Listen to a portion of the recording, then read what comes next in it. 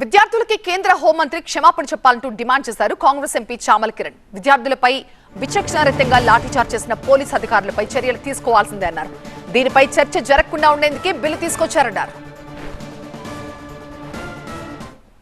50 రోజుల నుంచి మే మొదటి వారంలో జరిగినటువంటి పేపర్ లీక్ల గురించి జూలై ఆఖరి వారం దాకా వాళ్ళు స్పందించే పరిస్థితే లేకుండే.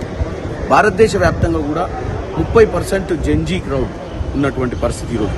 అటువంటి క్రౌడ్ మొత్తం రియాక్ట్ అయ్యి రోడ్ల మీదకి వచ్చేసరికల్లా వీలైనంత వరకు దీన్ని తల ఉంచాల్సిన పరిస్థితి వచ్చి రాజీనామా చేయించారు. ఈరోజు రాజీనామా చేయించి చేతులు దులుపుకునేటువంటి ప్రయత్నం చేస్తున్నారు. కాబట్టి ఇటువంటి ప్రయత్నాన్ని ఎట్టి పరిస్థితిలో ఒప్పుకోము. డెఫినెట్గా చర్చ జరగాల్సిందే.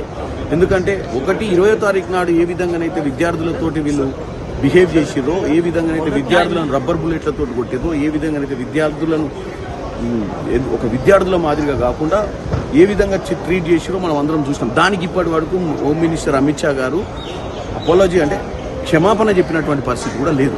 మేము ఆయనను క్షమాపణ చెప్పమని కోరుకుంటున్నాం. రెండోది, విద్యార్థుల మీద పెట్టిన కేసులు ఓవరాల్గా చెప్పారు విత్డ్రా చేసుకుంటామని, దాన్ని కంపల్సరీ విత్డ్రా చేసుకోవాల్సిన అవసరం ఉందని, ఈ డిమాండ్స్ని ఫుల్ఫిల్ చేయకుండా వాళ్ళు కేవలం చర్చకు పోయి అన్నీ మర్చిపోయే విధంగా దేశ ప్రజల్ని తప్పుదో పట్టించే విధంగా చూస్తారు. కాబట్టి ఆ చర్చను పిలిచిన దాకా మేము ఈ యొక్క హౌస్ని అడ్డుకుంటాం.